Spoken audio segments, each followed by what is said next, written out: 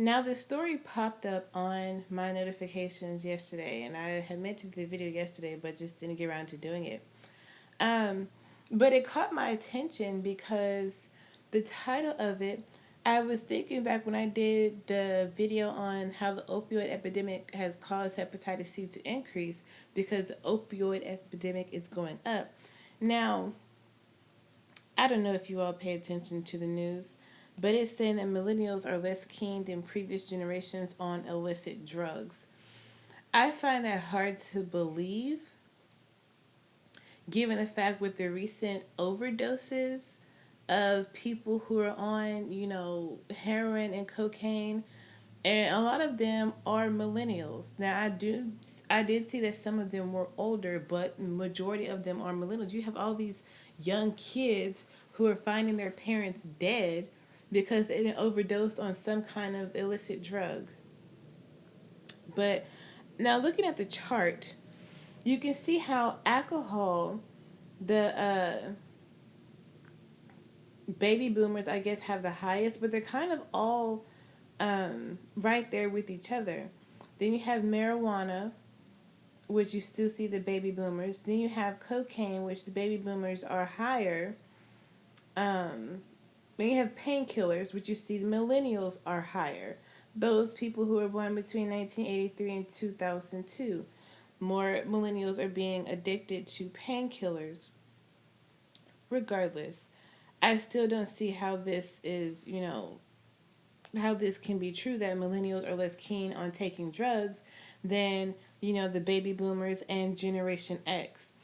With recent events, if you, like I say, if y'all don't pay attention to the news, like all these people who are overdosing, come on now. Then you had the what is it, the bath salts? That was mostly millennials and teenagers. So, but I'm going to get into the story. I'm not going to read the whole story because it's a pretty long article. But it says Democrats and Republicans do not agree on much, but members of both parties have found common ground in recent years on criminal justice reform. Both Barack Obama and Charles Koch, a businessman who supports right wing causes, wants to reduce mass incarceration in America by softening laws that punish nonviolent drug offenders. Now, nonviolent drug offenders would be the people who would be the black people who are locked up for an extended period of time because of possession of marijuana, which I feel like should not even be considered illegal or a type of drug since it's grown from the ground, where you have things like cocaine and heroin, which are cooked in the kitchen. So there's a big difference, and it's also a big difference in how these people react to these, different stimulants. But since Donald Trump became president, this detente between left and right seems to have come to an end. Jeff Sessions, the new attorney general, has taken a much harsher line, arguing that prosecutors should press for the most serious charges against drug offenders. Why? Now, I understand if these people are taking drugs that causes them to react in violent ways, but when have you seen a person who was high off marijuana act in a violent way? If anything, marijuana has the opposite effect. It makes people more chill. There are many reasons why locking up non-violent drug offenders for long periods is a bad idea, but recent trends in public opinion and drug use make Mr. Sessions' crusade seem even more anachronistic. Attitudes towards drugs are becoming more liberal. According to the Pew Research Center, a think tank, 57% of Americans support legalizing marijuana, up from 12% in 1969. That's because marijuana really does not have any side effects other than it can make you sleepy and it can make you hungry. You have the munchies. Those are the only two side effects that marijuana can make you have. Other than that, marijuana does not make you incoherent. Whereas cocaine, painkillers, those other types of things can make you have hallucinations. Moreover, consumption of many illegal drugs has declined. An analysis by drugabuse.com, a treatment hotline, shows that millennials, defined as those born between 1983 and 2002, use less marijuana and cocaine than baby boomers did at the same age.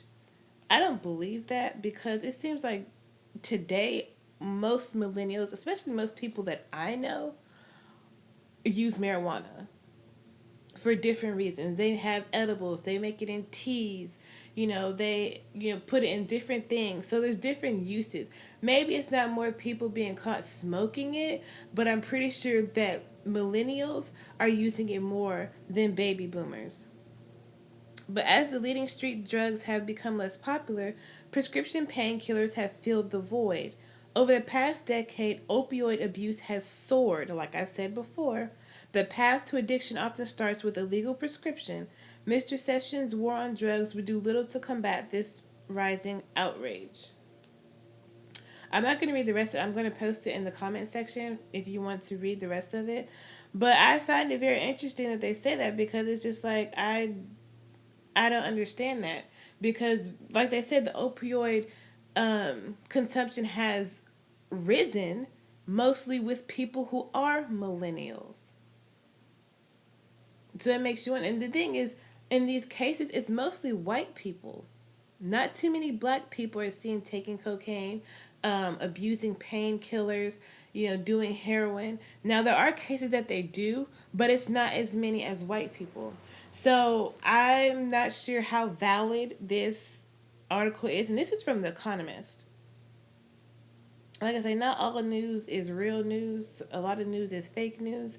But I find that very interesting and contradicting of, an article that I did before on how opioid is increasing, especially among young people. I may be wrong, but that's according to all these articles and all these news stories of people ODing on drugs. I mean, the it's in the pudding. That's all I can say. So let me know what y'all think about this, and if you think that this is, true that millennials are less keen on drugs. Because if anything, I think they're more keen, especially with all these rap songs coming out talking about drugs and kind of beating it into millennials' heads, especially the young kids. Let me know what y'all think in the comments, and I'll talk to y'all next time.